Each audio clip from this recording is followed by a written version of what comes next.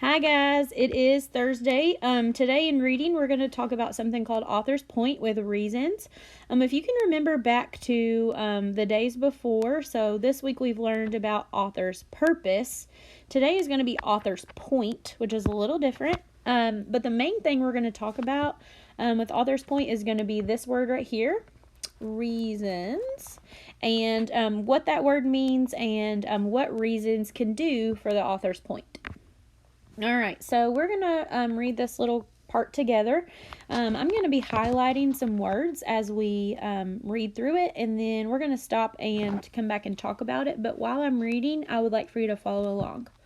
The author's point is what the author is trying to prove in the text. It is usually how the author feels or what the author believes. They prove their point by supporting it with reasons in the text. So if you look over here, I have underlined prove, feels, believes, support, and reasons. When I think about all of those words, the word that comes to my mind is opinion. And we all know what an opinion is. We've talked about fact and opinion this year. We've talked about opinion in writing. And we all know that an opinion is just what you think, okay? So your opinion may be the same as someone else. It may differ from someone else, but your opinion is what you believe, it's what you feel, and sometimes you can try to prove your opinion to someone and support it with those reasons. So that's exactly what we're going to be talking about today and tomorrow. And right now we're going to look at the little graphic right here on the right. Can anybody guess what this picture is of? If you guessed a table, you're right. It's kind of a weird looking table. But if you look right here on the top, this is the table top. This is the main part of the table. The part that we eat on, the part that we do our homework on, the part that we put stuff on. That's the main part of the table that we use. Even though we don't really have any use for the legs, what would happen if I were to take a tool and just cut this leg off right here? Do you all know? Yeah, you're right. The table wouldn't work anymore, right? It would be unbalanced. It may break. It may fall on the ground. And then we wouldn't be able to use the table anymore. So just like a real table with real legs, the author's reasons support the author's point. So these reasons are very important. And there's another one back here, but I just couldn't get the words on it. So the reasons are going to support the author's point, just like on a real table, the legs support the tabletop. So this is just kind of a graphic that I like to remember to help me know that reasons are always going to serve as the support for the point, just like the legs. All right, so here's a question I have for you. What are some reasons why we come to school? So I want you to think back. We've talked about this before, but think back to the days, seems like forever ago, when we did come to school, okay? I know you're doing school at home, but think about what are some reasons why we might come to school, why kids would want to come to school. One reason is so you guys can learn, right? If we didn't learn at school, then that would be kind of silly.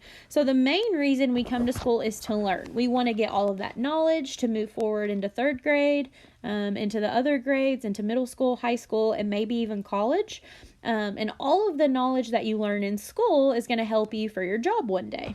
So that's one reason why we come to school. Another reason we come to school is to see friends. And I know this one is really hitting home right now because you guys are not able to see your friends in person, at least, maybe over the phone or maybe through an email or a letter. But another huge reason why we come to school is to see our friends, so we can interact with each other, we can build those relationships and gain those social skills that it takes later on in life. So 2 reasons why we come to school are to learn and to see friends. All right, so the next question I have for you is, what are some reasons you should be a good friend? I want you to do this one on your own. So go ahead and pause the video. I want you to just brainstorm some ways why you should be a good friend. What are some reasons? All right, hopefully you were able to come up with at least one reason why you should be a good friend. one reason why I think you should be a good friend is because you should always treat people the way you want to be treated, okay? And we've talked about that golden rule. So always treat people the way that you want to be treated. If you treat people with respect, they will also treat you with respect. If you treat people kindly, then hopefully they will also treat you with kindness back, okay? Another reason why we should be a good friend is so we can make new friends. If you're not a very nice friend, then you're probably not ever going to make new friends, right? So whenever you go into third grade, you'll probably have some brand new friends, but in order to do that, you're going to need to be a good friend, right? So those are just two reasons why you should be a good friend. So reasons basically just mean what is the reason why we're doing something. So it's the why to the point, or the why to the problem. All right, so we're going to look at this passage together called Penguin Parents. And you can already tell at the bottom it already has the author's point of the passage, which is that penguins are good parents. That's kind of crazy to say. Penguins are good parents. We're going to read this together, and then we are going to actually go through and highlight some reasons that support the point that penguins are good parents. Kind of like a tongue twister here. All right, you can go ahead and follow along with me, please. Penguins are very good parents. The mother penguin lays the eggs. The father penguin holds the eggs on top of his feet. He keeps the egg warm under his belly. He never lets the egg touch the cold ice. He keeps the egg safe and warm on his feet until it hatches. He does not eat while he is taking care of the egg. After the egg hatches, the mother and father take turns getting food for the baby chick. All right, so I'm going to take my pink highlighter here. As you can already see what we talked about earlier, the main point of the passage that the author is trying to make is that penguins are good parents. So that's what the author believes. That's what the author feels. Now we're going to go back in the text and find some evidence. And I know in Miss DeBoard's class we have talked about finding text evidence. I'm not sure about Miss Stump and Miss Kilby, but all text evidence means is that you're going to go back in the passage and you're going to find the answers, and you can either underline, you can highlight, but all that means is that you're going to go back and find the answers in the text. So you're going to find the evidence like a detective, okay? So today we're going to be detectives, and we're going to be going back and finding the evidence or the reasons why penguins are good parents. So if we go back and reread the passage, that just means to read it again. I'm going to read it, and I'm going to be highlighting as I'm going along every time that I see a reason why penguins make good parents, okay? All right. Penguins are very good parents. The mother penguin lays the eggs. The father penguin holds the egg on top of his feet. He keeps the egg warm under his belly. He never lets the egg touch the cold ice. He keeps the egg safe and warm on his feet until it hatches. He does not eat while he is taking care of the egg. After the egg hatches, the mother and father take turns getting food for the baby chick. So even though we're talking about a penguin, I want you to think about your own parents or your own grandparents or whoever you live with, okay? It says the penguin keeps the egg warm. Okay, I want you to think about whenever it snows outside. What do your parents usually make you do?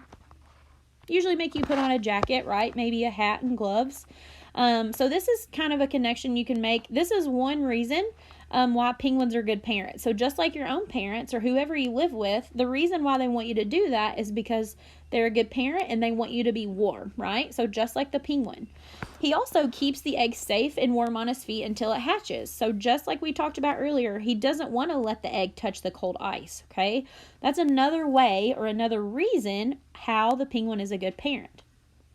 He does not eat while he is taking care of the egg.